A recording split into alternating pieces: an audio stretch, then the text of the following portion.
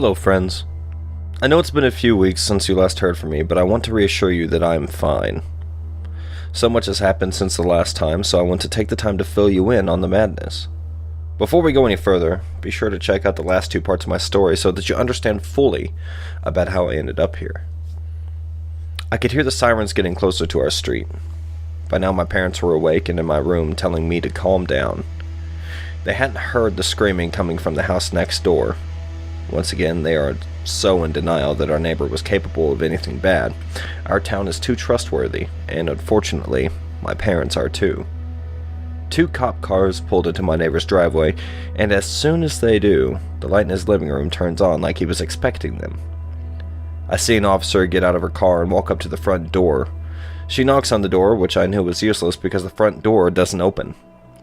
My neighbor must have told her to go around back because she starts to walk around the side of the house. I run into my parents' room so that I could look out their bedroom window. They follow me, and they are saying something to each other as they do. I don't pay any attention to it, because I know they must think I'm gone mad. As the officer reaches the back door, the porch light flicks on. I am able to see her standing there in the glow of the light. Then I see my neighbor step out onto the porch. They both talk for a short time, and then my neighbor lets the officer into his house. I'm yelling inside my head, "Don't go in there alone," but it doesn't matter. She follows him in. I pace the floor in front of the window, anxiously waiting for her to come out with my neighbor in cuffs. I can't imagine the carnage that was waiting for her to discover inside. I picture in my head that the walls are covered in blood and that there in the middle of the floor lays a body.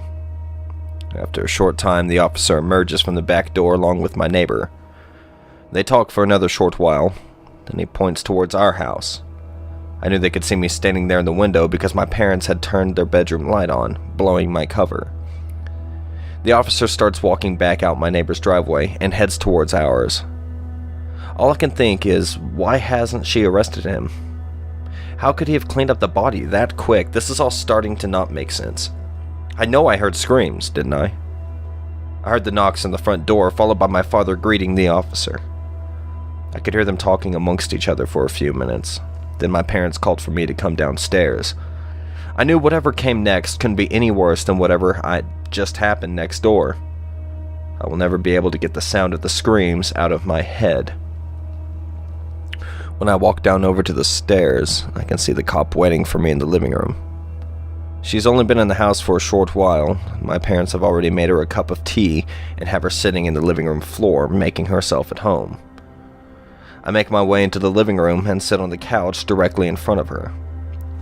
She lowers the cup that she has been drinking from and lays it on the coffee table. As she does so, I can see my mother stare at the cup lying on her new coffee table without a coaster. I'm sure they're anticipating what the officer is going to say. The officer starts to lecture me on how it's a felony to prank dial 911. She tells me that slander is also a crime and that my neighbor could press charges if he wanted to. Then she finishes with my neighbor has decided not to press charges for anything, even the breaking and entering. My heart sinks in my chest, and for a moment I wondered if I had heard her right. But the look on both my parents' faces tell me that I did. At that moment, I wasn't afraid of what punishment my parents will come up with once the officer leaves. I'm more afraid of the consequences that my neighbor will have for me. I know I speculated that he would know I was the one in his house, but hearing it come out of the officer's mouth made it real. The officer is now at the front door trying to leave, but my parents continue, trying to be as friendly as possible. That's just the type of people they are. My mom made another cup of tea for the officer and put it in a travel mug for her to take with her. The officer looks at me once more and tells me to stay out of trouble and to leave my neighbor alone. I felt like Chicken Little, and that the sky is falling and no one believes me. Not even my own parents. I'm back in bed wide awake, thinking about what just happened. My parents are beyond upset with me, and they told me to go to bed like I was a child. They weren't sure what my punishment would be, but they would let me know in the morning. Honestly, I knew whatever they came up with will all be the easiest part of this. I think about the different scenarios until I fall asleep. I awake to a hand over my mouth. I try to scream, but all I can taste is leather. The room is pitch black and I can't see a damn thing. All I can make out is someone standing over me, holding me down with a force so that I couldn't move. I try to knock something over in hopes that my parents would rush in and rescue me, but it's useless. I'm helpless. Whoever it is tells me to be quiet, and no one gets hurt. They told me they were going to move their hand, and if I scream, they would kill me. Suddenly, I am able to breathe from my mouth. I gasp for air. I want to cry out, but I hold it in together in hopes that I don't seem weak. My eyes have adjusted to the dark, and I can now pick out the face of the intruder. I had a feeling I knew who it was, and my eyes now confirmed it was my neighbor.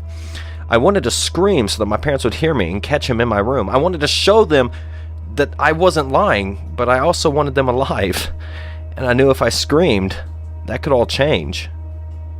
He sat down at the foot of my bed and started to whisper in a low voice. He told me that I really needed to watch myself, because he wouldn't want to see me get hurt. Sometimes the mind can play tricks on us, and we sometimes don't see the entire truth. He told me that I wouldn't understand what he was doing in the backyard that night. He did, however, say he was doing the entire town a favor. He got up off my bed and walked towards the bedroom door before he left, and turned around and looked at me, and said, "If you tell your parents about tonight, it will end badly for all of you. If you know what's best, keep your mouth shut and your nose out of my backyard." I saw him grin when he turned away, and he went quietly back down over the stairs. I rushed over to my window and watched him walk down our driveway and disappear into the night towards his home. This was it. Checkmate. He had me. There was no way out of this one. My parents think I'm lying. Now the police think I'm lying. The only person who knows I'm telling the truth is the psychopath next door. The next morning, things were silent around our house. My parents had this look of disappointment on their face every time they saw me. They decided that my punishment was no television for a week and my cell phone was taken away for a month. I needed a way to prove to them that I wasn't lying. If I wanted to gain back my parents' trust, I just had to figure out how. I spent the afternoon in my room, determined to find a way to catch my neighbor. I knew that would be the only way to clear my name. I thought of multiple ways, but each time I kept reaching the same solution. I had to figure out what was buried in his backyard, and I had to do it soon. So tonight is the night.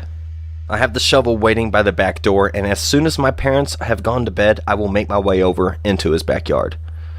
I have our cordless phone in my pocket in the event that I need it. Since I don't have my cell phone anymore, I'll have to depend on the old trusty landline.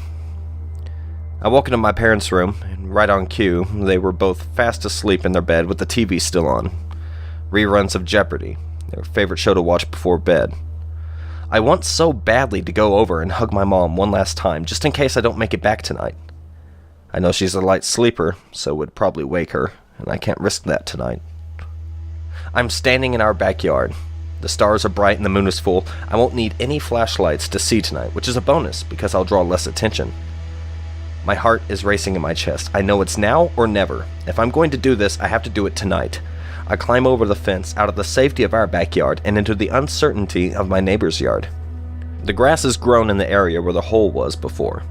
It's been a few weeks, and if I hadn't seen my neighbor digging that night, I would have never known where there was once a hole, now where I'm standing.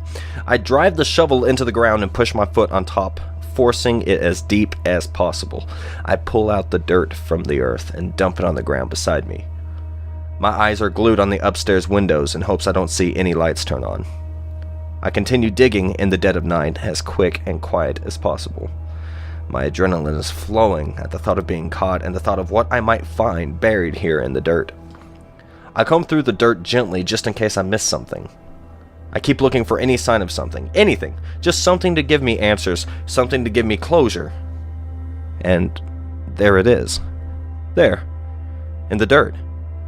The moonlight reflects off a watch, but it's not the watch that concerns me, it's the wrist that it's attached to. I drop the shovel and take off over the fence, back into the safety of my yard. Once more, I hit the talk button on the cordless phone. I get 3 beeps, and the message flashes across the screen, out of range. I'm too far from the base and unable to make a call. In the corner of my eye, I see the upstairs light to my neighbor's house flick on. He must have heard the dropping of the shovel or the beeping of the cordless, but none of that matters. He's awake. I run towards my house, clicking the talk button on the phone frantically. I get closer and closer, still beep after beep. I keep running, and I hear the dial tone. I dial 911 in hopes that this time my panic isn't ignored. The operator on the other end of the call tells me that help is on the way and to hide away until they can get there. My heart is in overdrive and panic sets in. I run around the house, locking all the doors and windows, making every effort to keep the wolf from blowing our house down. The motion light in our backyard turns off, meaning there hasn't been any movement in our yard since I entered the house. The relief was short-lived because a moment later something activates the light. I know he's out there somewhere. I take a few steps back from the door and I scan the windows around the room, looking for any sign of movement. I don't see him anywhere. After a few seconds, the light turns off again. Maybe it was a raccoon or something that tripped the light. I take a step towards the door, and as I do, the light turns on, it once again revealing my neighbor standing on the back porch. He raises his hand and then throws a rock at our back door, shattering the glass. The sound of glass shattering wakes my sleeping parents upstairs. I hear their footsteps walking across the hardwood floor, and I make my way towards them. My dad, surprisingly, has a baseball bat in his hand, ready to defend the house against whatever the noise was downstairs. As I make my way upstairs, my mom turns on the stairwell light and asks me what is going on. All I can tell her is that he's right behind me. I collapse on the steps once I'm at my parents' feet. I turn around and look back at the bottom of the stairs, and there's no one there. I tell them that I found a body in our neighbor's backyard and he saw me. I told them that the cops are on the way. For the first time in months, my parents seemed actually concerned. Maybe it was the look of terror on my face or the smashed window in our back door. All I know is that they believed me. And now I know it wasn't all in my head. My neighbor is a murderer. It's no longer a question. My neighbor was arrested that night. The cops found him in his backyard trying to move the body. The following days, the backyard got torn up and several other bodies were discovered. Inside the house next door, the cops found the lady that I heard screaming that night. She was stabbed multiple times and stuffed inside a freezer. When the DNA results came back from the bodies in the backyard, they all shared something in common. Each one of them was registered to a popular dating site that had a privacy breach a few years back. Most of the users on the site were married, and it was a big infidelity scandal that made headlines for months. My neighbor used the list to track down a bunch of the users in the area and met up with them. Each one of the encounters always ended the same way, buried in his backyard. Forensics determined that the oldest body in the grave was none other than my neighbor's wife. He said that she left him a few years back and moved to another city. Turns out she was one of the users on the dating website, and when my neighbor found out, he confronted her about it. The confrontation ended with her untimely death, which made way for my neighbor's new hobby, killing other adulterers. My neighbor was sentenced to life in prison a year later, after a lengthy trial. Our small town was never the same after all of this, and never recovered from it. Everyone started becoming less trusting of one another, and residents started locking their doors at night.